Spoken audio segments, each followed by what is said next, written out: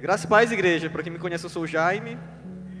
Bem, então, deixa eu só colocar aqui rapidinho, porque eu não quero ficar olhando para trás e dando costa para vocês. Eu quero ficar assim, me conectando com vocês, com calma.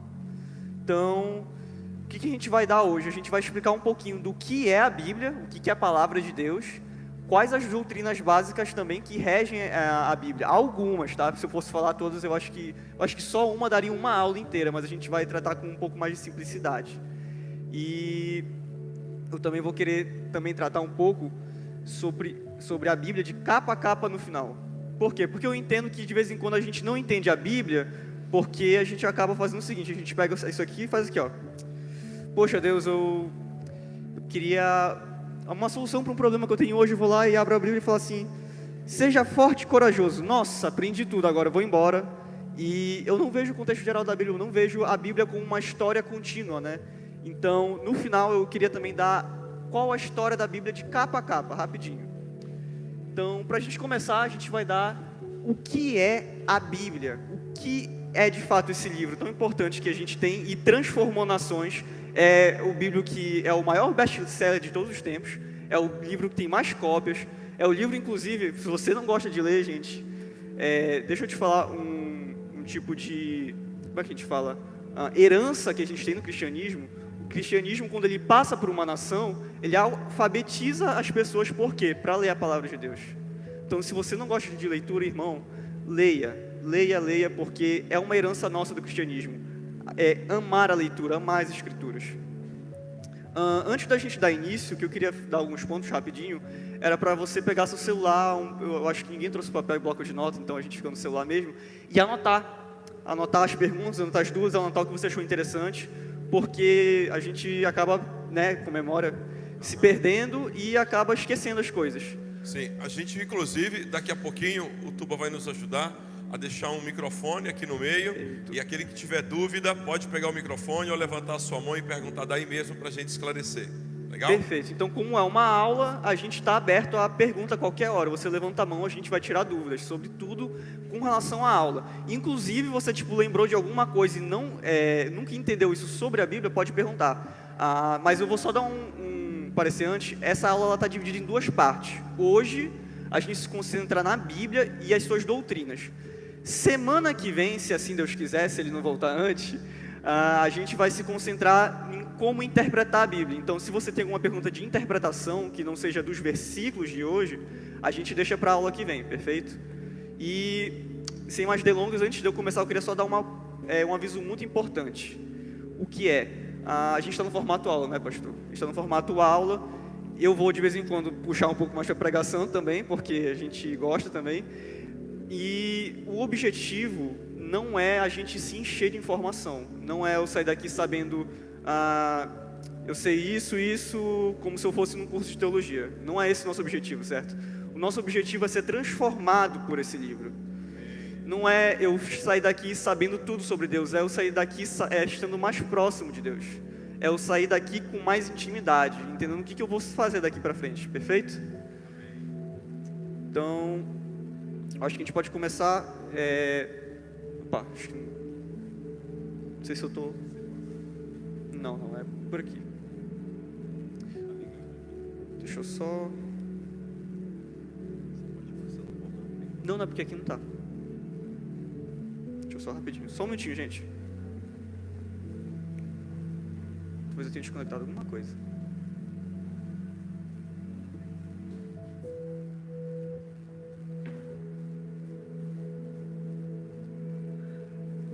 Shaila, você faz assim. Passa manualmente. Isso, eu vou você pedindo, vai aí passando você manualmente. Tá? Aí depois o... Foi? Perfeito. Glória a Deus, então. Voltou. Isso aqui é ao vivo, gente. Acontece mesmo. Então, já passa manualmente pro próximo. Que já... foi. Ótimo.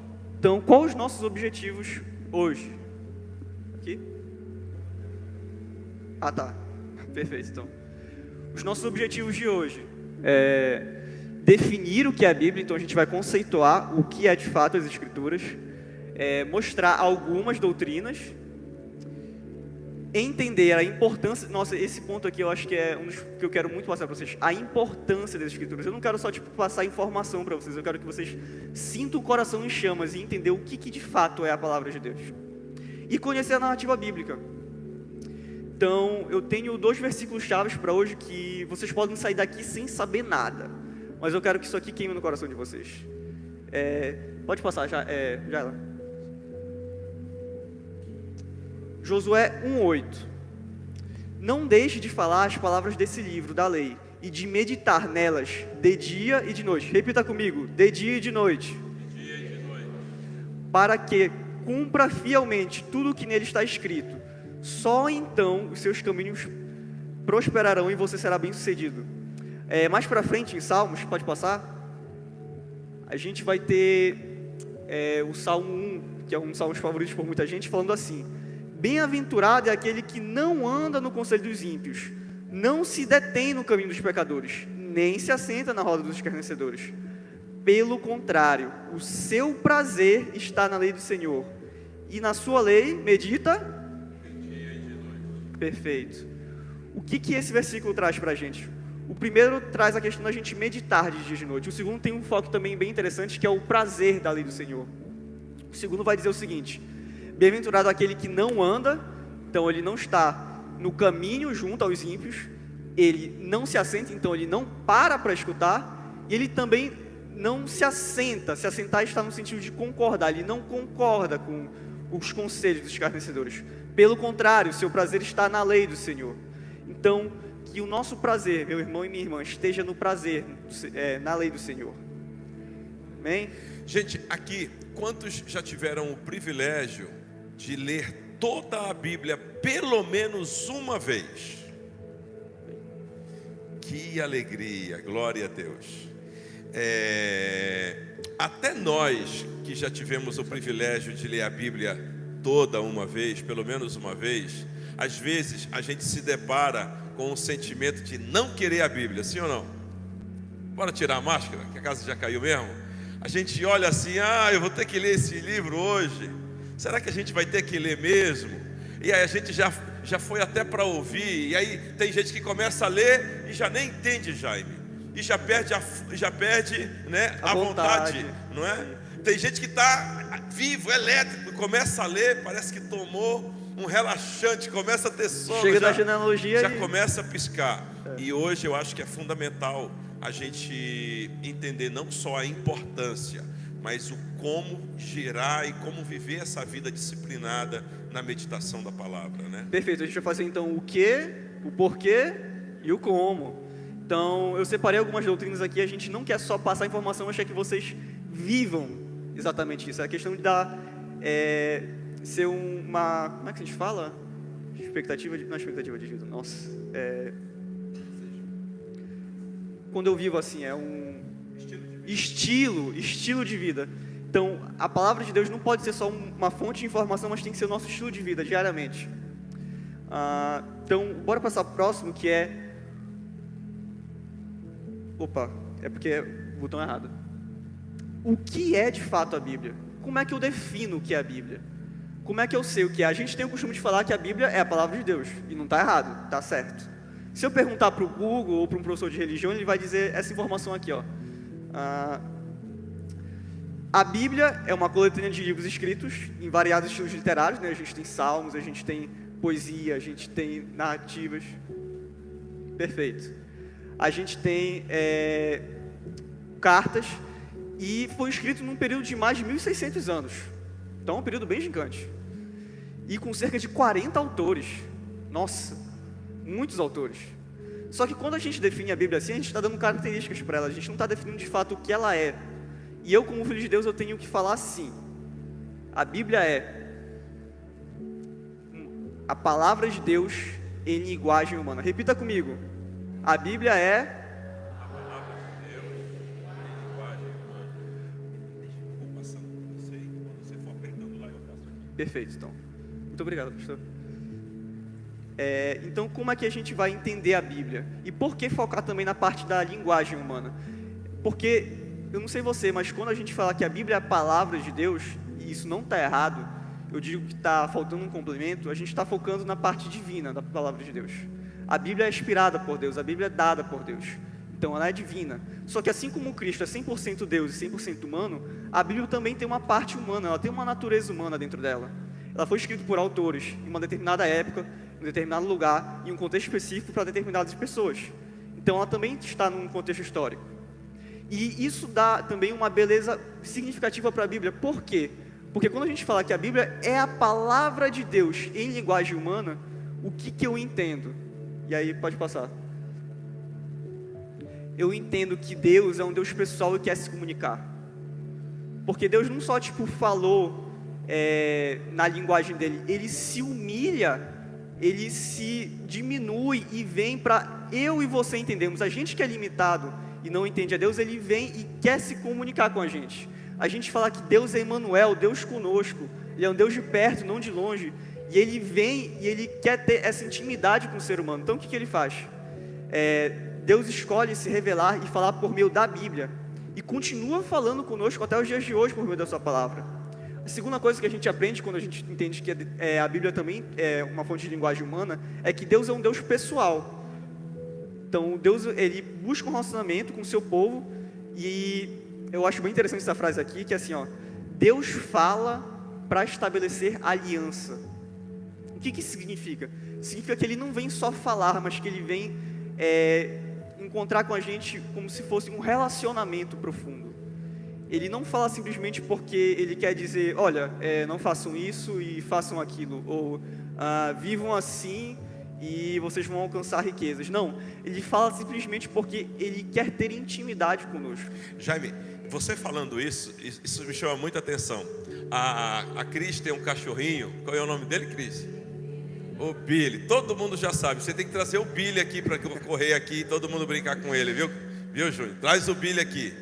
E é impressionante como imagina só a capacidade, se você tivesse, de escrever um livro para que o teu cachorro pudesse ler, para que o teu animalzinho pudesse ler e ele entendesse o que você estava dizendo.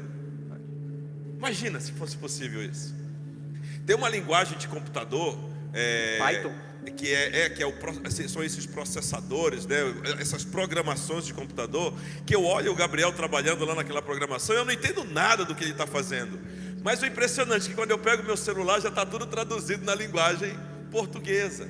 E eu acho que é exatamente isso, né? É Deus o Todo-Poderoso, o Criador de todas as coisas, que nos ama e que Ele quer falar conosco numa linguagem especial, única, só que para que a gente entenda. E aí, para a gente entender o que Ele quer dizer, veio a palavra. Isso exatamente, é lindo, né? é literalmente isso, a questão da... Ele vem e ele fala como se fosse para a gente entender, ele se comunica de uma forma entendível. E isso é uma coisa muito interessante, porque quando a gente lê a Bíblia, a gente acha estranho assim, algumas coisas e fica, cara, eu não estou entendendo. E a gente não entende por uma questão também da linguagem humana. Por quê? Porque a linguagem humana está presa numa questão histórica, cultural. Mas para os primeiros cristãos, eles entendiam quando Deus falava. Porque era como se fosse, eles estavam fazendo referência a uma coisa do tempo deles. Se eu falar, por exemplo, do 7-1, se eu falar, nossa, hoje está que nem como se fosse um 7-1, eu e você a gente vai entender. Daqui a uns 100 anos alguém talvez não entenda. Por quê? Porque é uma coisa da nossa cultura que a gente viveu. Então a Bíblia ela foi escrita num contexto específico para pessoas específicas e aquelas pessoas entendiam aquilo. E muitas vezes a gente tem dificuldade de entender a Bíblia, não é porque Deus quis dificultar as coisas, mas é porque a gente tem um abismo cultural entre as duas coisas e a gente não consegue compreender. A aula que vem a gente vai explicar um pouco mais sobre isso. Hoje a gente vai... Opa! Ah, tá, foi aqui. Fui eu. Passa. Vou só... Perfeito. Nossa, isso aqui foi uma coisa que estudando a Bíblia, eu me atentei, que é entender da onde veio a ideia. Porque pensa comigo, a Bíblia é a palavra de Deus, não é? Mas a palavra de Deus, ela está limitada à palavra escrita? Deus não fala de outras formas com a gente? Deus não profetiza? Não fala por meio dos profetas? Deus não comunica com a gente por meio de sonhos? Deus não fala de forma audível de vez em quando com a gente? Então, por que escrever um livro? Por que escrever a Bíblia? E da onde vem essa ideia de escrever a Bíblia? Vem dos humanos? Vem tipo, poxa, escutei Deus, eu vou escrever. Vem da gente essa questão de escrever um livro? Ou vem do próprio Deus? Então a gente vai começar agora uma jornada, uma pequena jornada pela Bíblia, entendendo como é que Deus se comunicou com o povo dele. Então a gente vai ir em Êxodo, e a gente vê que Deus falava diretamente em Êxodo 20. Pode passar mais um? Está escrito assim, ó. Êxodo 20, do 1 ao 2. E Deus falou todas essas palavras. Eu sou o Senhor, Deus que te tirou da terra do Egito, da terra da escravidão. Nesse contexto, o povo estava reunido no monte, e Deus estava falando de forma audível com o povo. O povo conseguia escutar a voz de Deus, de tal forma que o monte tremia e o povo ficava com medo, porque a presença de Deus estava ali. Outra forma que Deus ele escolhe para falar é por meio dos profetas. Pode passar mais um? Repetidas vezes, Deus usa profetas para falar. Quando isso acontece, normalmente a gente tem um trecho na Bíblia que está dizendo assim, ó, assim diz o Senhor, e aí o profeta vai falar. A gente está acostumado a escutar assim, não tá? A gente tem um trecho em Deuteronômio 18, do 18 ao 19, em que Deus fala como é que ele vai fazer. Ele fala assim, ó, levantarei para eles um profeta do meio dos seus irmãos, semelhante a ti, e porei as minhas palavras em sua boca. Deus revelando que ele fala por meio dos profetas, sim. Eu vou passar um pouco para a gente não se prender muito nessa parte.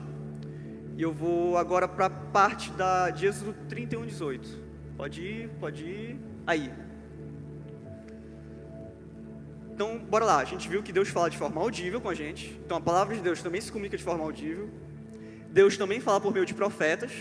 Ou seja, ele inspira pessoas por meio de revelação a falar com a gente. E aí, Jaime, não te interrompendo, Sim. já te interrompendo, eu já ouvi a Cris, já te prepara, Cris, que eu quero te ouvir. Mas olha só que coisa interessante, Jaime. Quando ele diz assim, Deus fala com a gente de forma audível, ele ainda fala hoje, sim ou não? Fala. Mas olha que coisa interessante, sabe qual é a melhor forma para a gente ter certeza que é Deus que está falando com a gente? Quando eu tenho já a palavra aqui. Sim ou não? Sim. Então eu tenho a palavra de Deus dizendo assim para mim: amarás, pois, ao Senhor teu Deus de todo o teu coração e ao teu próximo como a ti mesmo. E aí de repente você fica chateado comigo e tenta se vingar de mim. Mas eu tenho a palavra de Deus no meu coração, e aí o que ele me lembra? Eu tenho que amar meu próximo como eu amo a mim mesmo. E quando eu amo a mim mesmo, eu me vingo de mim mesmo? Não. Geralmente o que eu faço quando eu piso na bola? Eu me justifico. Sim ou não? Então quando a Bíblia diz, amarás, pois, ao Senhor teu Deus, quando eu lembrei, isso aqui é legal. Se essa palavra já está comigo, o Senhor vai falar comigo baseado no que Ele já escreveu. Vocês entendem a importância de ler a Bíblia? Porque ao ler essa palavra fica guardada aqui. E diante das circunstâncias do dia a dia, Ele vai trazer à minha memória essa palavra que já está aqui.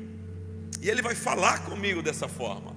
Interessante isso, né, Jair? Muito bom, e eu acho que o senhor resumiu bem onde eu vou chegar no finalzinho. A Cris quer tirar uma dúvida. Bora lá. Na verdade, eu queria só falar a questão, por que a escrita, né? Por que escrever a Bíblia? Por que Deus resolveu escrever a Bíblia? Eu acredito que seja por conta de um documento, algo registrado. Ele quis registrar isso, né? Esses momentos, esses fatos. Então, deixar isso registrado. É igual como a questão dos livros didáticos, né, que os professores usam nas escolas. Só ensinar, acredito que já seria o bastante, mas precisa do livro didático também, para um reforço escolar em casa, enfim. Então, acredito que a Bíblia foi escrita pelo fato de ter algo registrado, em registro. Legal, Perfeito. é isso aí. E você está certa, é exatamente isso. Bora ler o que o próprio Deus falou em Êxodo 32, 12. Mais um. Não, vou voltar, acho que eu falei errado então. Aí, não, me passa um, aí. Olha só, Êxodo 32. Ah, entendi. É porque são dois textos. Êxodo 31, 18 primeiro, que é esse aqui. Quando acabou de falar com Moisés, no Monte Sinai, deu-lhe as 2 tábuas do testemunho, tábuas de pedra, escritas pelo dedo de Deus. Repita comigo. Escritas pelo dedo de Deus. Gente, olha que maravilha. Deus escreveu as tábuas da lei. Foi escrita pelo dedo de Deus. Deus se preocupou em escrever aquilo. Quando a gente vai mais para frente, a gente vê isso repetindo de novo. Olha, Êxodo 32, 16. As tábuas eram obra de Deus. Também o que foi escrito por Deus, esculpido nas tábuas. E exatamente o que a Cris falou, a questão da gente ter um documento assim confiável, a gente vai ver mais para frente aqui, olha, em Êxodo 17, 14. Aqui. Olha só o que está escrito. Deus falando para Moisés: escreva isto num rolo, como o quê? Como memorial. Repita comigo, memorial. O que é um memorial? É algo para a gente recordar, é algo para a gente ter certeza que aquilo aconteceu. Mais para frente, olha só o que acontece. Deuteronômio 31, 24 ao 26. Tendo Moisés acabado de escrever integralmente as palavras desta lei no livro, deu ordem aos levitas que levavam a arca da aliança do Senhor, dizendo: peguem este livro da lei e coloquem ao lado da arca da aliança do Senhor, seu Deus, para que fique ali como testemunha. Vocês estão entendendo o que está acontecendo? Memorial e testemunha. Memorial e testemunha. Deus se preocupando em deixar algo registrável para a gente. Por quê? E aí a gente passa para a conclusão, ou a gente pode ir para Isaías rapidinho. Porque, mais um. Gente, e é isso que é inacreditável. A gente passando, a gente não se percebe, mas quando a gente vai lendo com calma, é Deus literalmente se preocupando em deixar um registro confiável. E na própria palavra dele está escrito isso, não é algo tipo, poderia ser porque é melhor assim. Não, a Bíblia fala isso, está aqui.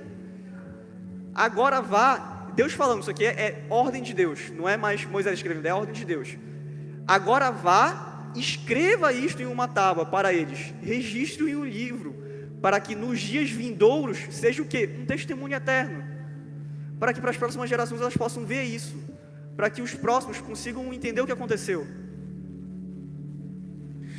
E aí não tem como a gente não lembrar daquela frase: sejamos nós a Bíblia ambulante.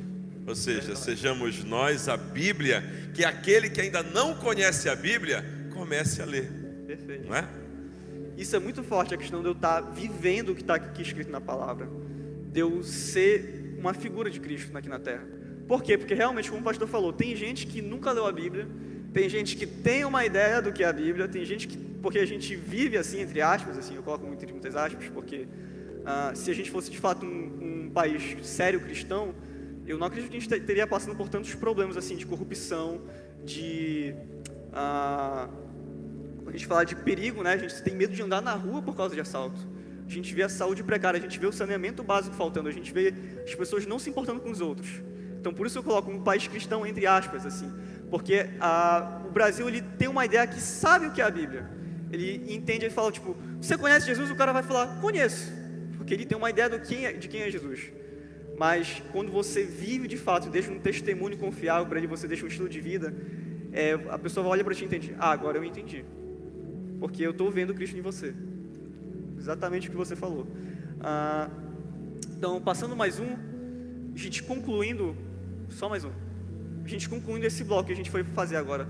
Da onde veio a Bíblia? Da onde veio essa ideia de escrever as Escrituras?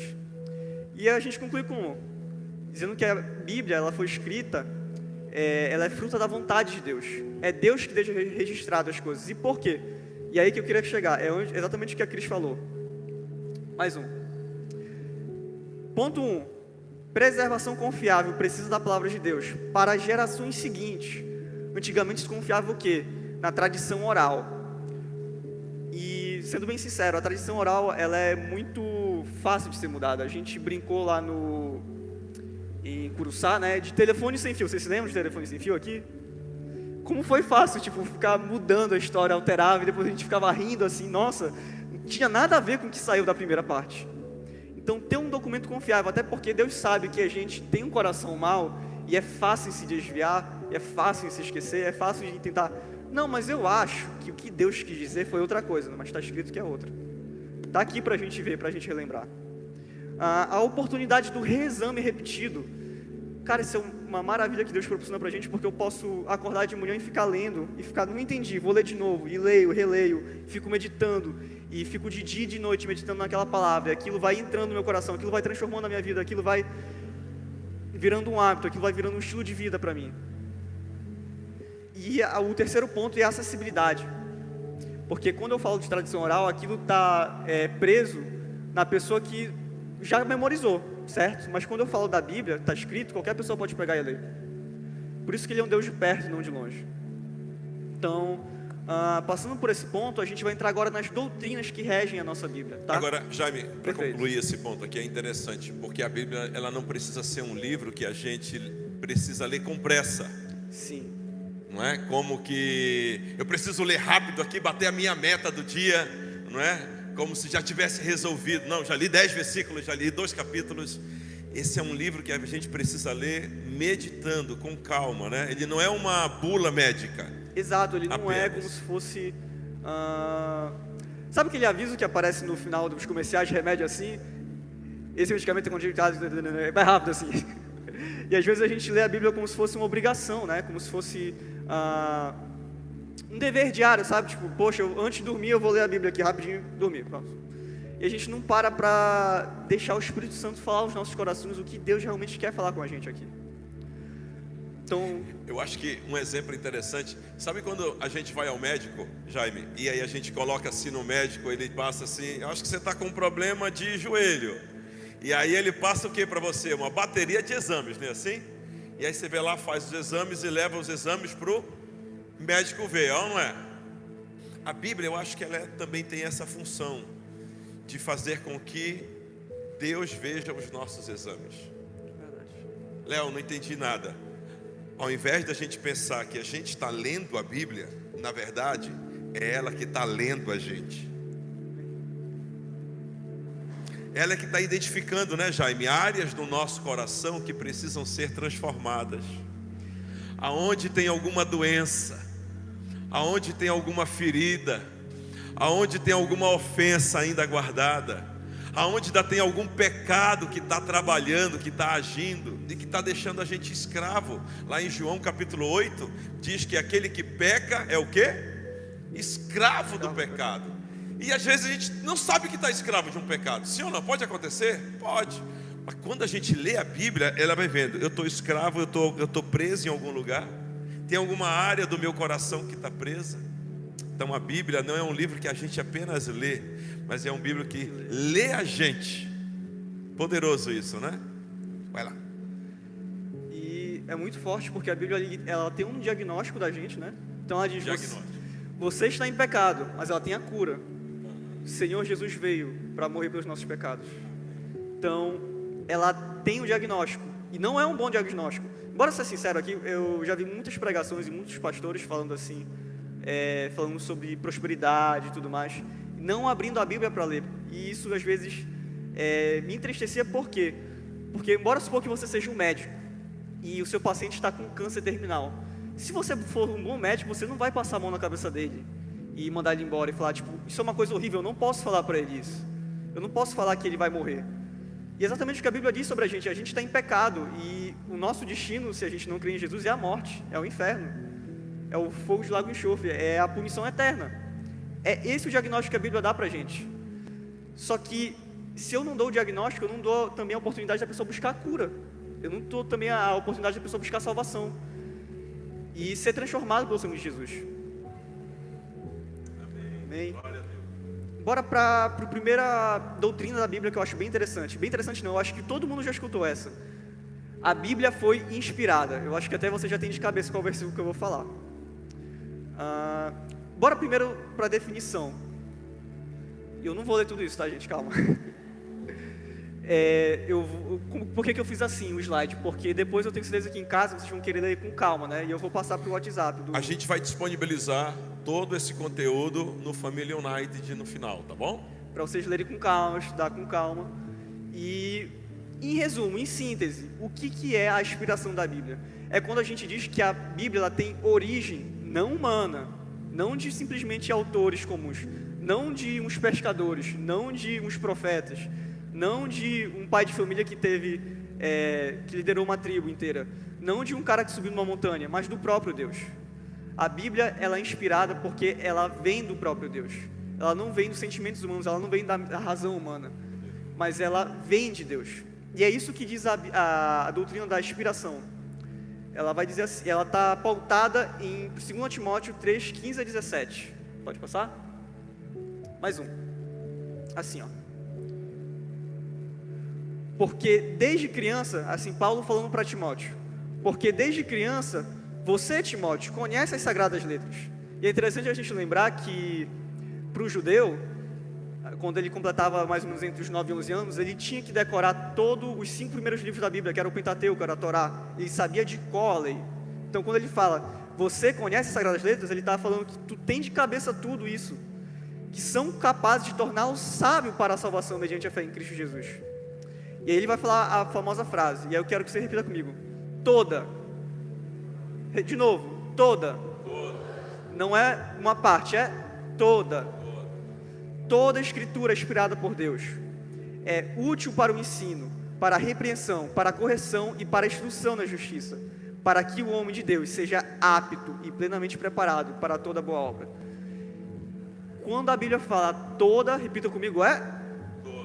Toda. Não é uma parte. Não é só o Novo Testamento. Eu sei que a gente ama o Novo Testamento, porque é a nova aliança em Cristo Jesus. Mas eu vejo que às vezes quando a gente como cristão, isso é um erro nosso, não estou falando para vocês, não estou falando para mim, a gente tem um problema de querer, só ler o Novo Testamento e falar, essa parte aqui mais importa. Não, é toda a Bíblia inspirada por Deus. Toda a Bíblia é dada por Ele. Então toda a Bíblia tem igual importância. E aqui... E aí, você falando disso, isso então reforça o conceito de que o Antigo Testamento não pode ser desprezado. Tem gente que só lê o Novo Testamento. Exatamente. E o Novo Testamento também não pode ser desprezado, porque tem gente que está focado só no Antigo. Um complementa o outro. Tem um pessoal, inclusive, que, eu não sei se vocês já viram, que é o pessoal da letra vermelha. Não sei se vocês já viram isso. Que eles só dão importância, não é nem seguir, mas para eles o mais importante são as palavras de Jesus. Não é que isso esteja errado, mas toda a Bíblia é a palavra de Deus. Não é uma parte específica. Não é só o novo, não é só o que Jesus disse. É o que Jesus disse por meio de Paulo. É o que Jesus disse por meio de João. É o que Jesus disse por meio de Moisés. Certo? Amém? E aí a gente vai para um ponto interessante. Se toda a Bíblia é inspirada, se toda a Escritura, no caso é esse termo que Paulo usa, se toda a Escritura é inspirada, o que é a Escritura? Porque, embora lá, os católicos, por exemplo, eles têm alguns livros a mais que a gente, né? Então, o que é a Escritura? Será que é qualquer livro que eu coloco aqui dentro, a Escritura? Será que se eu tirar ainda é a Escritura? E a gente vai caminhar dentro da Bíblia para tentar ver o que a própria Bíblia diz sobre si mesma. Por quê? Porque eu não posso ficar falando de mim, o Jaime falar, isso é a Escritura. Não, a Bíblia vai revelar o que é a Escritura para mim. A gente vai ler aqui, em 2 Pedro 3, 15 a 16. Tenho em mente que a paciência de nosso Senhor significa salvação, como também o nosso amado irmão Paulo lhes escreveu. Com a sabedoria que Deus lhe deu, ele escreveu da mesma forma em todas as suas cartas, falando nelas desses assuntos. Suas cartas contêm algumas coisas difíceis de entender, as quais os ignorantes e instáveis torcem, como também o fazem com as demais escrituras. O que Pedro está falando aqui? Pedro está falando simplesmente, eu, Pedro, reconheço que o que Paulo escreveu também é escritura, porque ele fala, as demais escrituras, incluindo o bolo que Paulo escreveu. Pedro está falando, o que Paulo escreveu, as cartas de Paulo são escritura. Então, se as cartas de Paulo são escritura, vamos passar para o próximo. Bora agora para Paulo. O que Paulo diz em 1 Timóteo 5,18?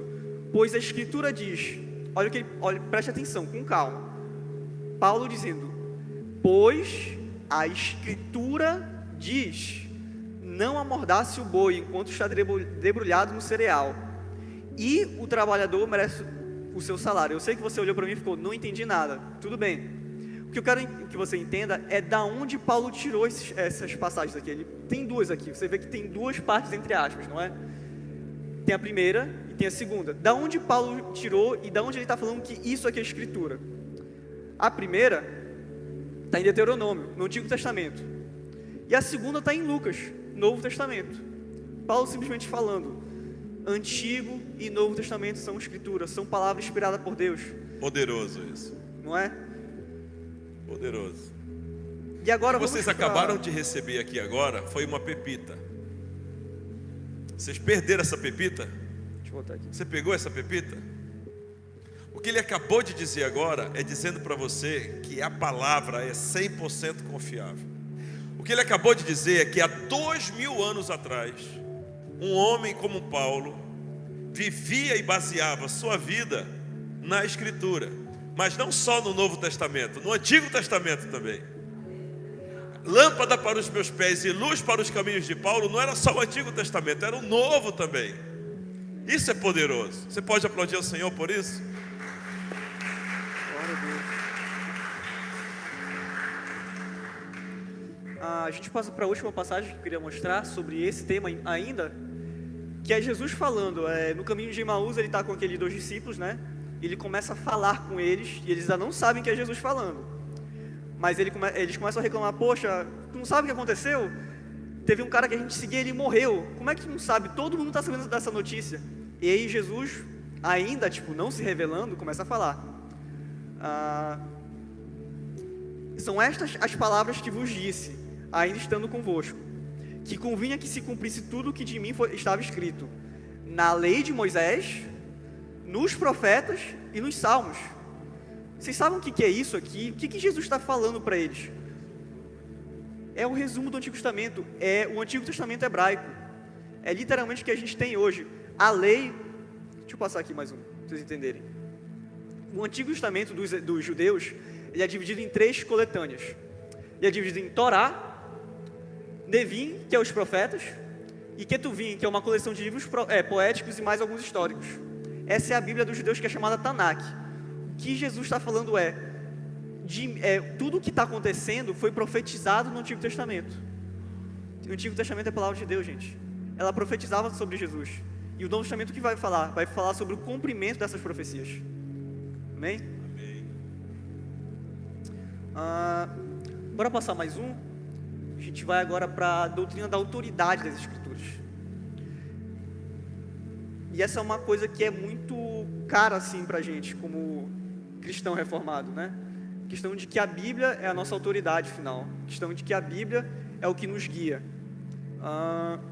Quando a gente vai ler, eu não vou ler toda essa passagem porque é muito grande. Está aqui Atos 5, 17 ao 29. Eu vou ler só o 29 para vocês entenderem. Eu vou dar o contexto e a gente vai ler. A gente passa mais um, depois a gente volta para esse. Qual é o contexto?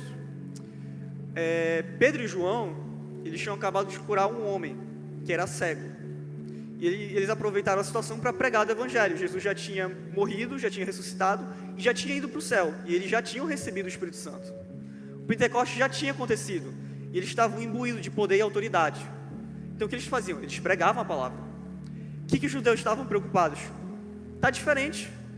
A gente aprendeu outra coisa. Esse Jesus aí foi um cara que morreu já. O que vocês estão fazendo ensinando isso? E eles prenderam Pedro e João. O anjo foi lá, fez o quê? Libertou eles e eles voltaram a pregar. E aí o que foi que aconteceu? Os fariseus foram lá e ficaram repreendendo eles de novo. Não façam isso, parem de pregar o evangelho. Qual foi a resposta de Pedro? Porém, respondendo Pedro e os apóstolos disseram: mais importa obedecer a Deus que aos homens. O que isso quer dizer? Quer dizer que a nossa autoridade final é Deus. E eu vou tentar traduzir um pouco, porque a gente entende isso. Eu sei que muitos de vocês creem nisso, mas eu acho que muitas vezes a igreja brasileira peca em separar. Eu entendo, mas na prática não entende. Quer ver? Eu vou dar uma prática para vocês. Por aqui. Eu vou listar algumas coisas para vocês e bora ver se condiz com a realidade da nossa igreja. Igreja não falo da United, falo da igreja brasileira. Igreja brasileira como um todo. Se o mundo diz algo e a Bíblia diz outra coisa, eu obedeço a Bíblia, não o mundo.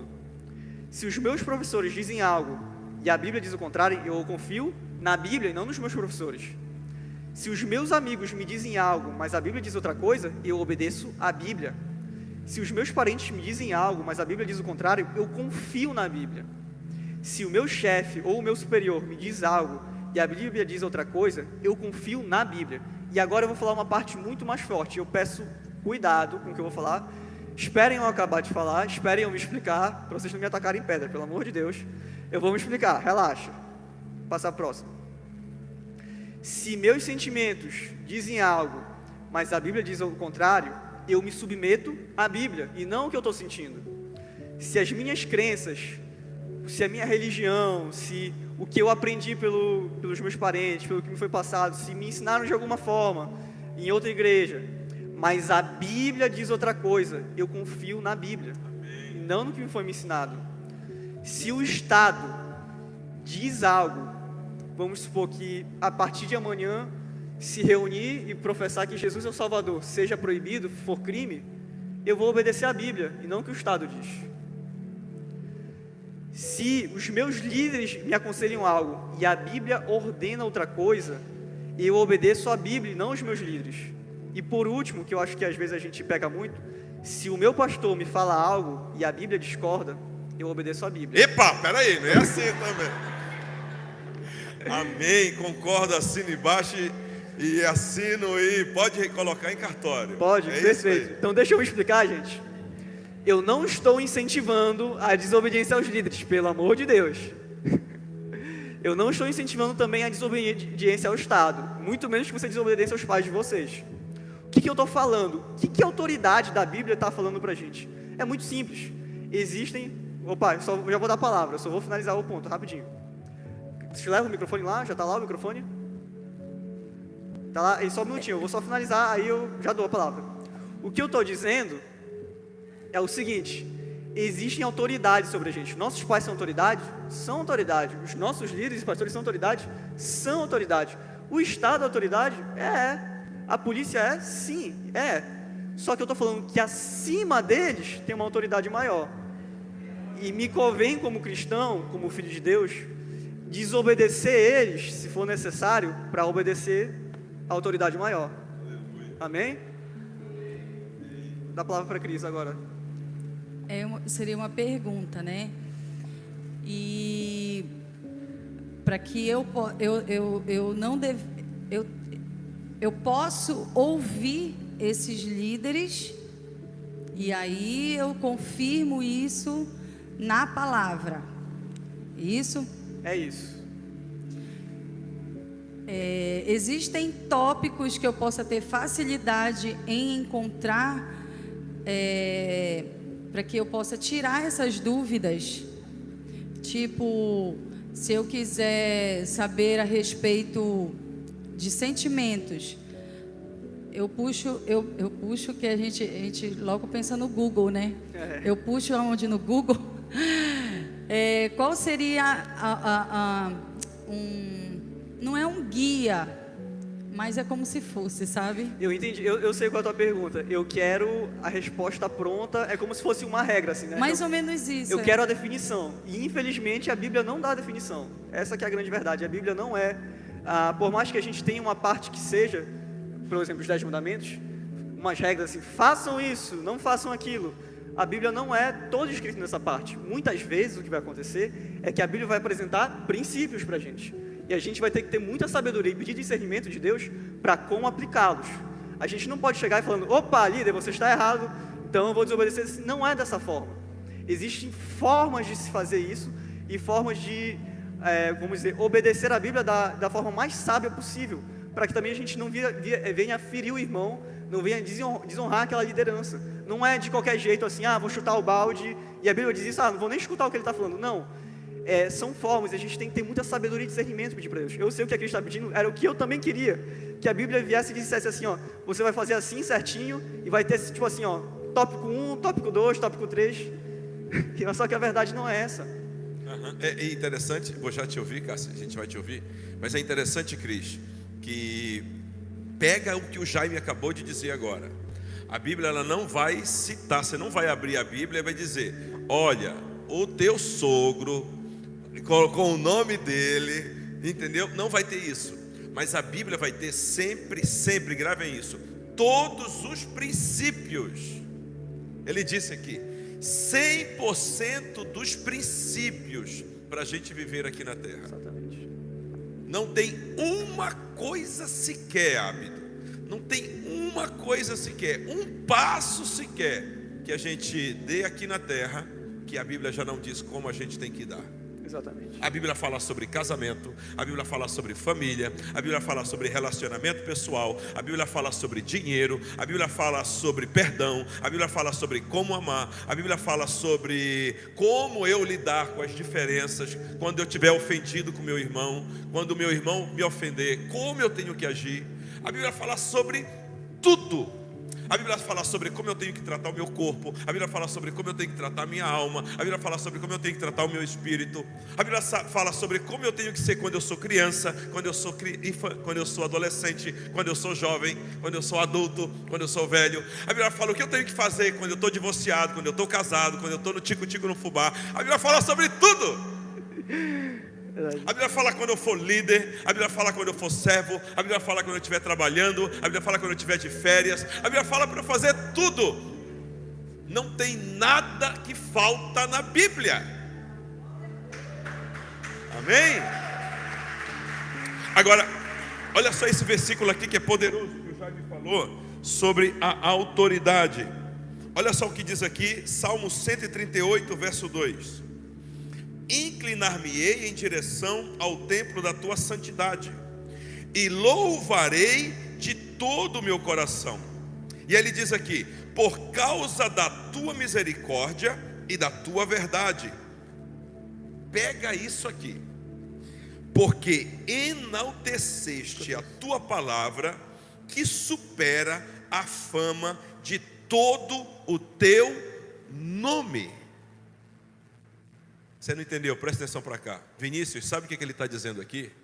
Ele está dizendo aqui que Deus é poderoso. Deus é poderoso, sim ou não? Sim. Deus é sobrenatural, sim ou não? Sim. Onipotente, onisciente, onipresente e até antevidente, que a gente aprendeu, sim ou não?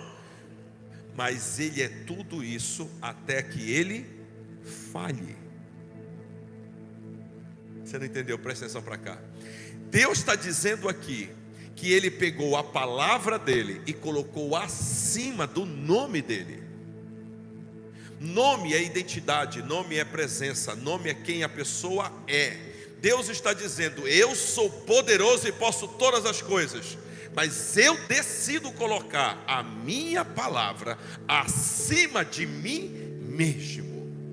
É por isso que a Bíblia diz, Jaime, que passarão os céus e a terra, mas a minha palavra não há de passar. É por isso que a Bíblia diz, seja todo homem mentiroso e Deus verdadeiro, porque Ele zela e vela pela palavra dEle para que se cumpra.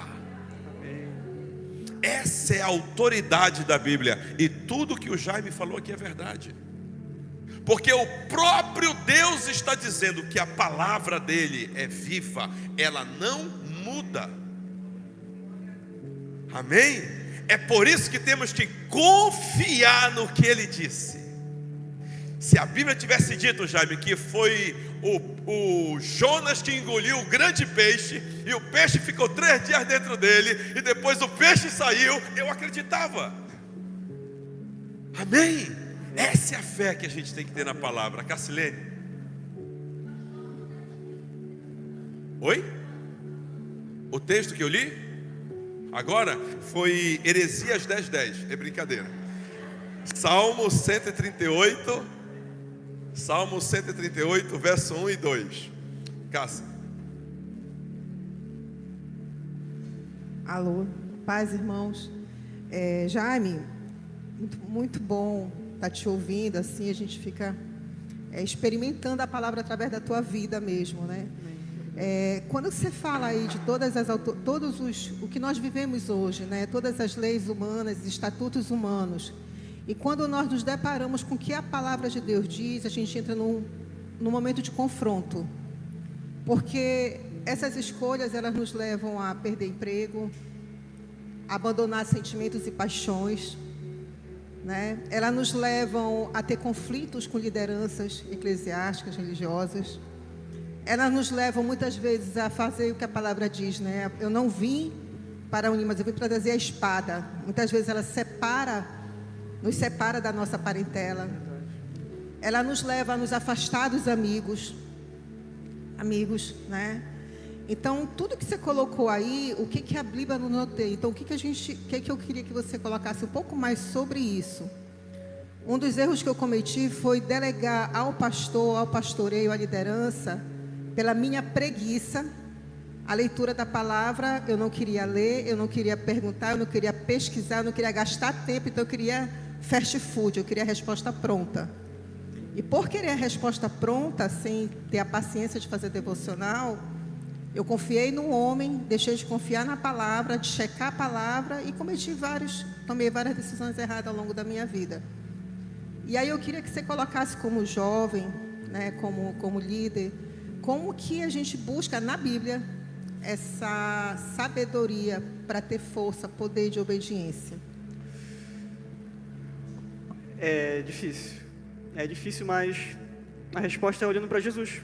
Olhando para Jesus, porque se eu me denomino cristão, e a palavra cristão vem de ser um pequeno Cristo, e eu não busco sofrer da mesma forma que Jesus sofreu, sofrer represárias, porque esse mundo jaz do maligno, né? E a Bíblia vai apontar para um caminho, e o mundo vai apontar para a direção contrária. Talvez eu não seja um cristão verdadeiro. Talvez eu não esteja disposto a entregar minha vida de verdade a Jesus. Porque, como você mesmo disse, muitas vezes Jesus vem para trazer a espada, vem para trazer divisão. Porque seguir a Jesus significa renunciar tudo, deixar tudo para trás. Significa eu carregar minha cruz e ir em direção a Ele.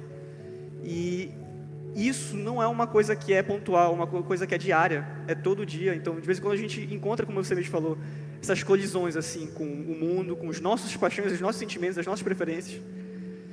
Então, como eu encontro força nisso? É buscando em Deus, é buscando no Espírito Santo. Quando Jesus foi tentado no deserto e o diabo confronta ele, Jesus ele não usou nada a não ser duas coisas. Ele usou o poder da palavra, ele falou está escrito, e ele usou também o poder do Espírito Santo para confrontar o diabo. E eu acredito que essas duas coisas são mais do que suficientes e poderosas para nos guiar e nos fortalecer para seguir essa vida. E Carcelene, só para eu entender melhor, você não disse que você tem problema hoje em encontrar na Bíblia o que você precisa fazer. Talvez o problema estaria em confiar em fazer o que a Bíblia está dizendo quando os sentimentos estão dizendo outra coisa ou quando os homens estão dizendo outra coisa. É isso? Em dar o passo em direção ao que tem que fazer.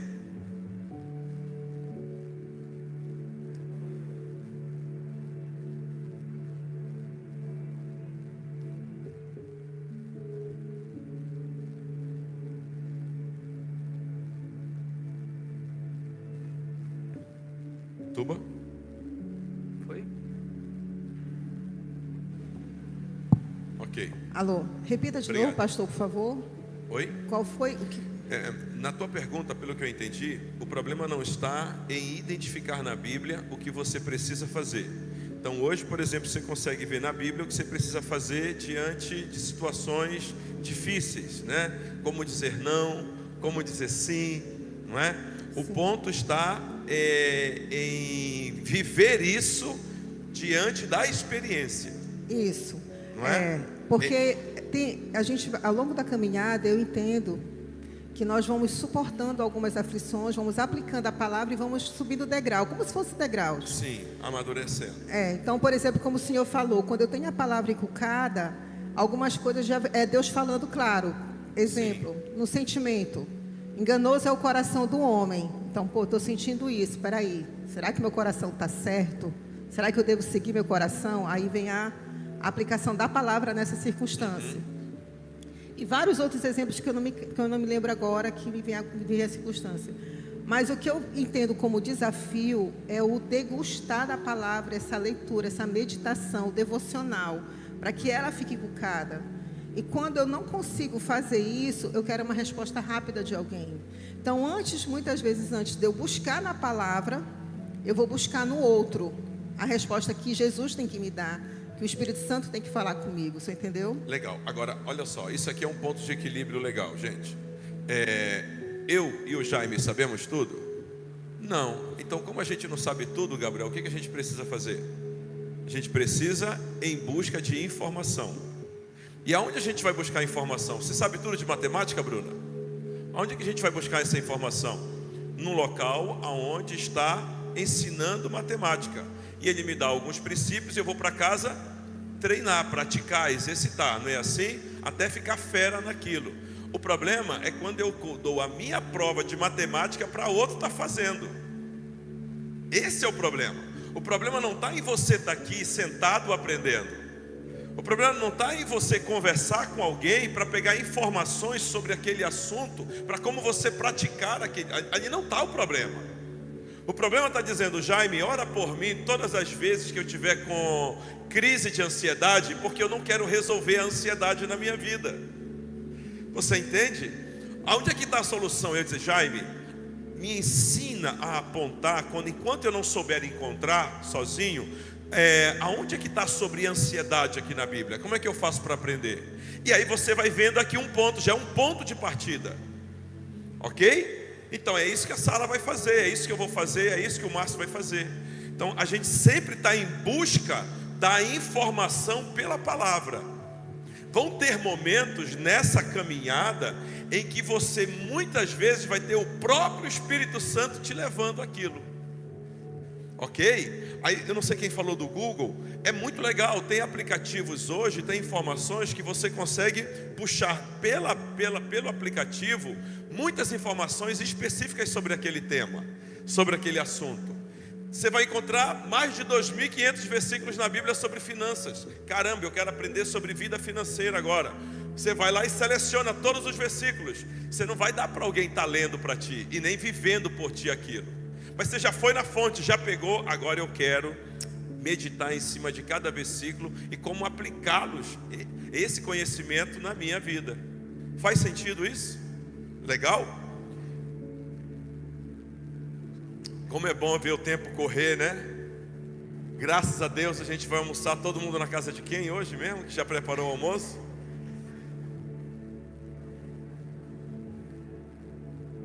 É embaixo. Alô. Parabéns, tio, pela explanação.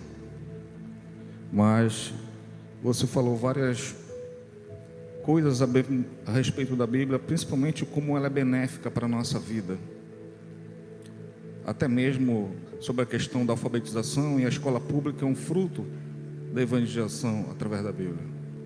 Mas a minha pergunta é o porquê esse livro é tão perseguido, o porquê esse livro, em alguns países, procuram a extinção de algo que é tão benéfico. Eu vi recentemente alguns cristãos que estavam na fronteira entre Coreia do Sul e Coreia do Norte, o dia inteiro enchendo o balão, esperando que a brisa pudesse levar esses balões com uma mensagem importante. Em cada balão tinha uma página da Bíblia. E eles faziam isso porque não entra a Bíblia nesse país. Esse país, literalmente, esse livro tão importante é extinto, é extirpado de lá. E a minha pergunta é: o porquê dessa perseguição em algo que é tão benéfico para a humanidade? Eu acho que 2 pontos só. Primeiro porque o mundo, como eu já falei, o mundo jaz do maligno. Então esse mundo ali é corrompido. E a Bíblia, ela não está preocupada com o que a gente acha. Ela não está preocupada com o que eu penso, com o que você pensa. Ela vai no sentido contrário. Eu costumo falar muitas vezes que se a Bíblia fosse o cristianismo fosse uma religião criada pelo ser humano, por que ela diz tantas coisas que eu quero fazer, mas não posso fazer? Por que ela diz que eu tenho que fazer coisas que eu não quero fazer? Como é que uma religião é criada para, muitas vezes, eu morrer pelo Evangelho? Coisas que eu, de certa forma, como ser humano, a gente não queria. Por que não foi uma religião criada para ser confortável? E esse é o primeiro ponto. A Bíblia, ela vai literalmente de encontro com tudo que o mundo fala. E a segunda coisa é por causa do poder desse livro. A gente sabe, como o senhor falou, o senhor deu o exemplo da Coreia do Norte. É incrível como uma das características dominantes da maioria das ditaduras é a extinção da Bíblia. Porque a Bíblia, primeiro que ela coloca a autoridade final em Deus e não no Estado. E depois porque a Bíblia professa um único Deus. E ela dá liberdade para as pessoas. Ela liberta, ela transforma vidas. Pergunta, o que mais transformou vidas no presídio? Foi isso aqui. Então, eu acho que tem muita coisa para ser falado, mas sendo bem resumido assim, eu acho que seria essa a minha resposta. Por que esse livro é tão perseguido? Amém. Gabriel? Até como um complemento, né, a carta aos Hebreus diz que a palavra é como uma espada, capaz de separar juntas e medulas, ou seja, o corte preciso ali. Quem entende de carne, aquele corte preciso ali para separar juntas e medulas. E eu costumo dizer que o entendimento da palavra, o buscar a palavra do Senhor, faz com que nós tenhamos esse discernimento ali, de separar aquilo que é do homem e aquilo que é de Deus. Aquilo que Deus quer e aquilo que o homem está falando, né? A Bíblia ela foi inspirada por Deus e escrita por homens. Mas o buscar a palavra do Senhor, esse entendimento ele vai ser como uma espada, onde a gente vai conseguir ter esse discernimento para separar o que é de Deus, o que é de homem, aonde eu devo obedecer a Deus e aonde eu devo obedecer ao homem. Amém. É isso aí.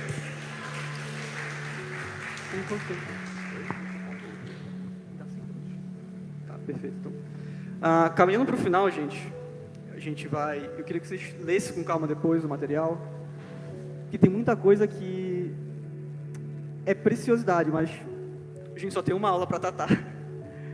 Então, eu queria pular. Se você quiser trazer a continuidade na próxima, aqui é uma maratona, não tem pressa, tá? Jesus, foi o que eu fiz.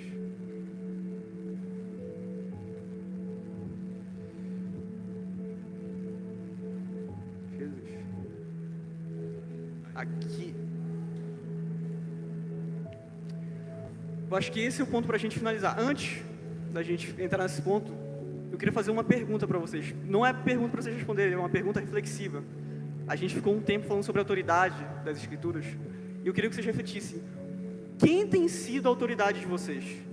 O que tem guiado a vida de vocês? O que tem sido o Deus de vocês? Será que é os seus sentimentos? Será que o seu trabalho se tornou o que rege toda a sua vida? Será que são os seus pais, são os seus líderes? Ou você tem confiado e se submetido plenamente nas Escrituras? Se você tem confiado nas Escrituras, você tem lido a Bíblia de verdade?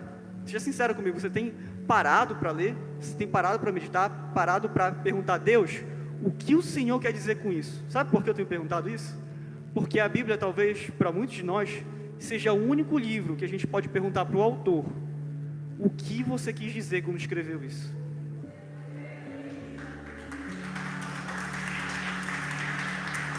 Glória a Deus. E caminhando para o final, eu queria que a gente entendesse um pouco da Bíblia de capa a capa. Por quê? Porque eu entendo que muitas vezes a gente faz o seguinte, a gente pega a Bíblia, a gente vai evangelizar e faz isso aqui, ó. Opa, aqui. A gente faz isso. A gente fala o quê? João 3,16.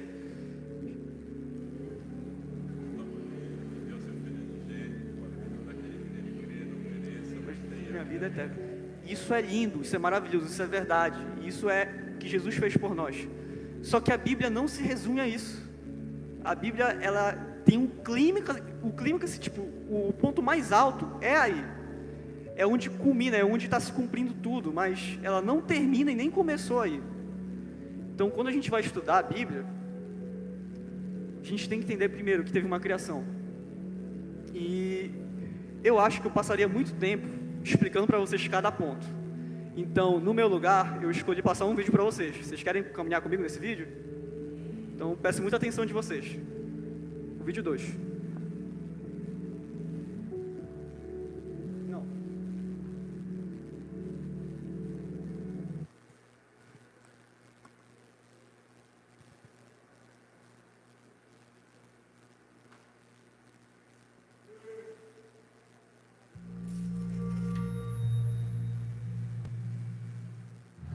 A Bíblia é um livro importante, mas é muito longo. Sim, ela é uma coleção de muitos livros escritos durante um longo período de tempo. Quando juntamos esses livros, temos uma única história. Então, qual é a história da Bíblia?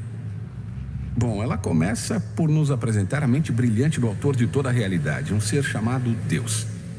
Ele tem o poder de pegar o caos do mundo que ainda não foi criado e gerar ordem, beleza em um jardim cheio de vida.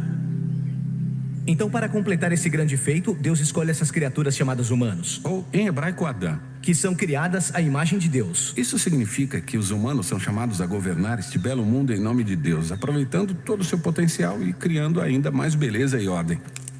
Essa é uma história sobre humanos que usam seu poder para criar um trabalho importante e bem animado. Mas a pergunta é, como? Sim, a humanidade tem uma escolha a fazer, que é representada por uma árvore frutífera. Os humanos podem ser parceiros de Deus e viver em liberdade se confiarem no conhecimento de Deus sobre o bem e o mal. Ou Eles tomam esse poder de definir bem e mal, que, como Deus avisa, vai levar à morte. eles escutam a voz de uma criatura sombria e misteriosa que lhes diz: a escolha é simples, peguem o fruto e lhes dará poder e liberdade para governarem o mundo do jeito que quiserem. Então eles pegam esse conhecimento e, como resultado, duvidam de tudo e de todos e começam a se proteger uns dos outros. Isso leva a relacionamentos rompidos, lutas violentas pelo poder e, finalmente, a toda uma civilização, Babilônia, que redefiniu o mal como sendo algo bom. Por isso, Deus dispersa esse projeto humano corrompido. E aqui a história da Bíblia tem uma reviravolta importante. O foco se concentra na história de um homem e uma mulher que saem da Babilônia, Abraão e Sara. Sim, Deus promete que deles nascerá um novo povo, uma nação que terá uma nova chance de fazer a escolha certa. Se essa nação tiver sucesso, abrirá um novo caminho para o resto da humanidade. E é por isso que o restante da Bíblia fala sobre essa família. Mas as coisas não correm muito bem. Apesar de receber direção pessoal de Deus, a família de Abraão cai na mesma tentação. Eles ignoram a Deus e redefinem o bem e o mal nos seus próprios termos. Mesmo quando seus melhores líderes estavam no comando, até governantes que buscavam a orientação de Deus e tinham sabedoria divina cederam à tentação. Então os israelitas foram avisados pelos seus próprios profetas de que essas escolhas os levariam de volta à Babilônia, e dessa vez como cativos vivendo no exílio. E foi exatamente isso que aconteceu. Então, mesmo com a direção pessoal de Deus, Israel falha. Quem consegue vencer? Bom, os profetas disseram que a história ainda não tinha acabado. Deus enviaria um novo líder para cobrir as falhas de Israel e transformar a mente e o coração das pessoas, para que pudessem fazer a escolha certa. Porém, a parte da Bíblia chamada Antigo Testamento termina, e essas promessas ficam em suspense. E a história bíblica continua no Novo Testamento. Conhecemos um homem que vem da linhagem dos reis de Israel, Jesus de Nazaré. Ele disse que tinha vindo cumprir todas essas promessas. Ele enfrentou aquele mal sombrio e misterioso ao qual toda a humanidade tinha cedido e resistiu ao seu poder. E então anunciou que Deus tinha chegado para governar o mundo por meio dele. Jesus ensinou que Deus define sobre o bem e o mal e disse que o verdadeiro poder existe quando servimos outras pessoas. De acordo com Jesus, as pessoas que amam os pobres e até os seus inimigos são as que realmente governam o mundo. Uau! Isso aí é confuso, mas é muito bonito. Assim como a afirmação que a história faz a respeito de Jesus. Ele é Deus que se fez homem para ser tanto para Israel quanto para a humanidade o que nós jamais poderíamos ser sozinhos. Ele veio tomar sobre si as consequências da nossa maldade. E o seu amor sacrificial provou ser mais forte do que o mal e a própria morte.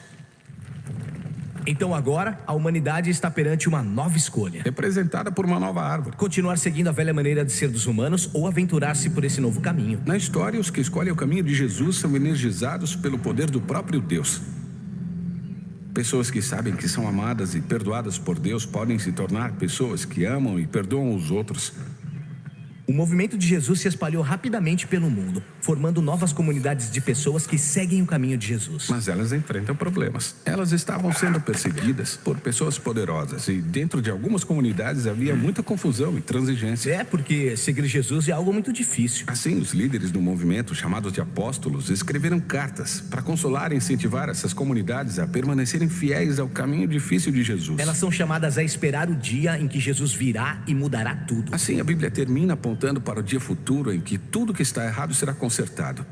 O mal será banido, o céu e a terra estarão unidos e a humanidade poderá governar o mundo unida no amor e no poder de Deus. Certo. Então essa é a história da Bíblia, que une todos esses livros. Mas o interessante é que cada livro contém um tipo diferente de literatura que contribui para a história de uma forma ímpar. E é isso que o próximo vídeo vai explorar.